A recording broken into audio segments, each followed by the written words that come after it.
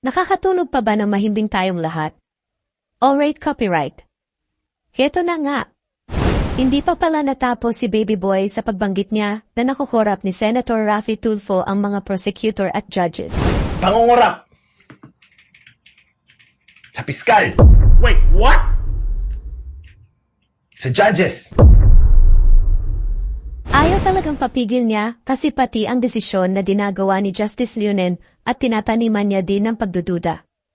Ganito ba ang dapat na iasal at gawain ng isang abogado sa social media? Panoorin natin ang mga sinabi ni Baby Boy tungkol sa maaring maging impluwensya ni Department of Justice Secretary Boying Rimulya sa kasong hinarap ng anak niya.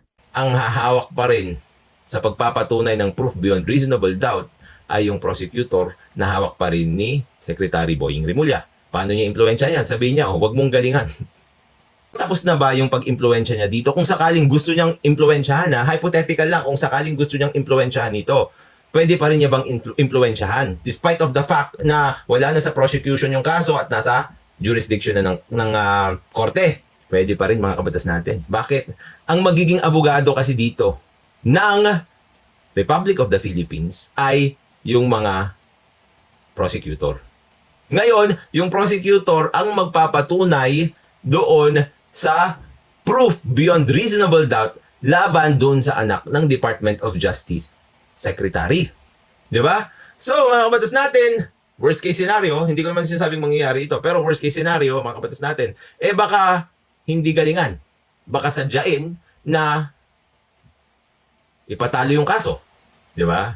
Hindi ipresenta yung mga tamang ebidensya. Yun ang worst case scenario. Yung pagdududa sa justice system natin. Si Secretary Boying Rimulya. Okay lang naman sa akin yun, walang problema. As long Ito yung kaso kay Secretary Boying Rimulya at sa kanyang anak na nahulihan ng pinagbabawal na droga. Tama kaya si Meluya Preax o may tama na siya nang sinabi niya na pagtatanim ng duda sa justice system ang ginagawa ni Baby Boy dito? Libayan dapat nakaside ka sa government. Dapat ipagtanggol mo ang justice system. Tama ba ako, Honorable Justice Leonen? Ito po, panoorin po ninyo. long as hindi niya impluwensyahan, tulad nga ng sinabi ko. Pero Tama yung sinabi mo na wag impluwensyahan ni Boying Rimulya dahil isa siyang DOJ Secretary. Yung kaso ng kanyang anak, tuloy. tapos na ba yung pag-impluwensya niya dito? Kung sakaling gusto niyang impluwensyahan, Tapos na ba ang pag-impluwensya niya rito? Okay, palulusutin kita ron dahil i-assume ko na inimpluwensyahan na niya. Kasi yan sabi mo, tapos na ba ang pag-impluwensya niya rito? Assuming good influence yung ginawa ni Rimulya. Sinabi niya, hatulan niyo ang anak ko kung nagkasala. Impluwensya ba yon? Pasabi natin na impluwensya. Okay, palusutin na kita doon, attorney. Tuloy. hypothetical lang, kung sakaling gusto niyang impluwensyahan ito, pwede pa rin niya bang impluwensyahan? Hypothetical daw. Kung gusto ba niyang impluwensyahan ito, pwede pa rin ba? Despite of the fact na wala na sa prosecution yung kaso at nasa jurisdiction na ng korte, pwede pa rin mga kabatas natin. Bakit? Pwede pa rin. Hindi ba pagtatanim ng duda yan? Kahit maglagay ka ng hypothetical, dapat hindi mo na sinabi. Kasi may mga tangang nanonood sa'yo na i-ignore yung hypothetical. Ano ba meaning ng hypothetical? Comment down below. No? Ibig ba nun sabihin na hindi totoo? Kung hindi totoo, ano yung pinagdadaldal mo dyan? O, bawal ka na i-criticize. Sinabihan kitang madaldal, kakasuhan mo ako. Tuloy.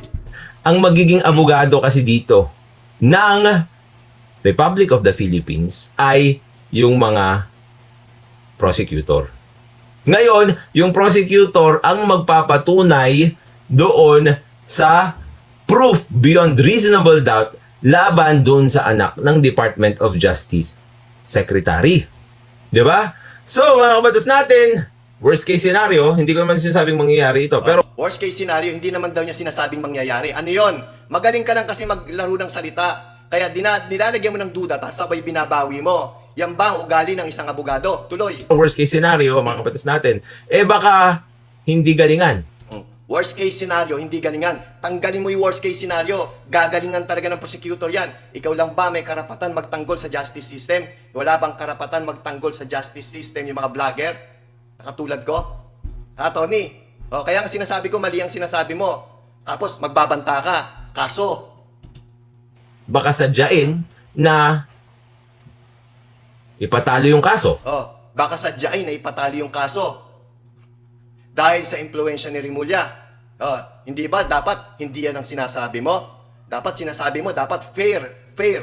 Ano yan? Ginagamit mo yung mga lengguwahe mong ganyan para magkaroon ka ng views? Ha? Layasan mo na ang social media, Atty. Dibayan, kung ganyan ka. Nagbibigay ka ng duda sa mga tao. O gusto mo, kakasuhan mo ako. Go ahead. Attorney, go ahead. Makakapagtago ba si Baby Boy dito sa salitang hypothetical? Hindi ba ito pagtatanim ng duda sa ating justice system? At pagtatanim ng duda kay Secretary Boying Remula ng Department of Justice? Tama ba si Meluyap o may tama siya?